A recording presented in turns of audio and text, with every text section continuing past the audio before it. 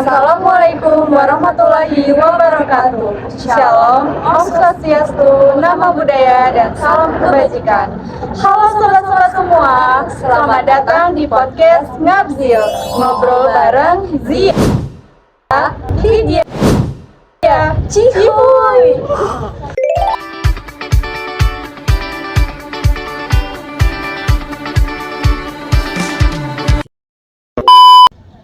Kali ini kita bahas yang kadang bikin orang kelihatan keren pas ngomong, yaitu retorika.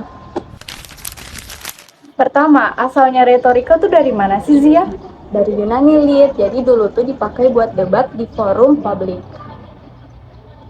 Terus apa sih retorika menurut Aristoteles? Dan gimana tuh pembagian etos, petos, dan logos? Nah, retorika itu adalah seni ngomong biar orang tuh mau ngedengerin kita dan setuju sama kita. Kata Aristoteles itu ada 3 jurus. Yang pertama ada etos biar kamu bisa dipercaya. Yang kedua ada pathos buat nyentuh perasaan. Dan yang ketiga ada logos buat argumen yang masuk akal. Kayak bikin orang bilang, wah ternyata gitu ya. Nah, pertanyaan ketiga nih. Retorika itu beda apa sama ngobrol biasa sih? Bedanya itu kalau ngobrol biasa ya ngomong doang, tapi kalau retorika itu ngomongnya itu ada strateginya. Kok ada ya orang yang ngomongnya biasa aja tapi kelihatan keren banget? Nah, itu karena dia pakai retorika yang pas, jadi nada, kata, dan ekspresinya itu nyatu. Retorika itu ada hubungannya nggak sih sama kepribadian sendiri? Ada, jadi cara ngomong itu bisa nentuin karakter juga. Wah, mantap. Gimana retorika dipakai di politik sekarang? Kayak pas kampanye misalnya?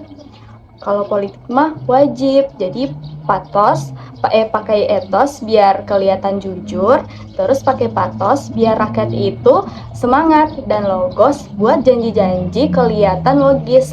Kadang terlalu manis seperti omongan mantan. Cakepnya. Pertanyaan ketujuh nih.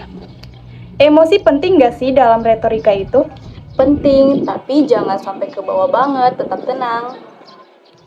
Nah, retorika cuma soal kata-kata kah?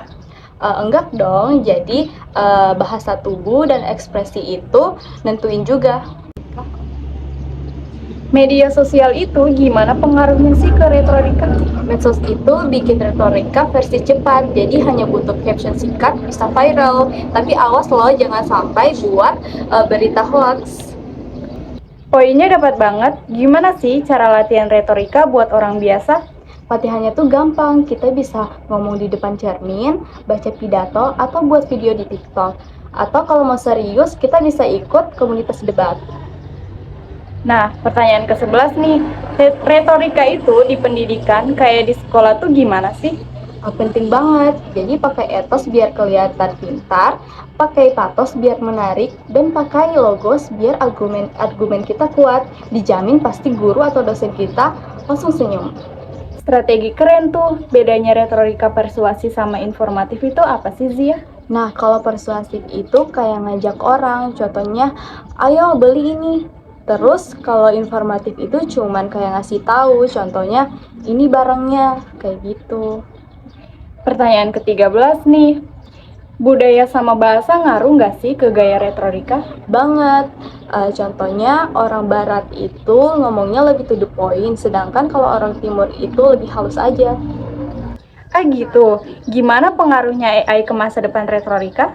Nah, AI sekarang bisa bantu kita buat pidato, caption, dan lain-lain. Tapi hati-hati sama deepfake atau kata-kata palsu.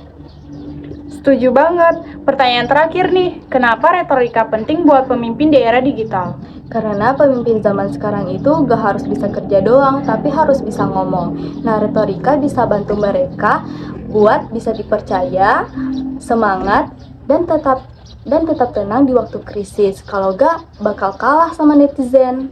Jadi, buat kamu yang dengerin Ngabzil sekarang, ingat ya, semua orang bisa belajar retorika, nggak harus jadi politikus atau orator, cukup mulai dari berani ngomong dengan percaya diri dan niat baik. Betul banget. Ya. Sampai ketemu lagi di podcast Ngabzil, ngobrol bareng Zia, Lydia, Cihuy, dadah!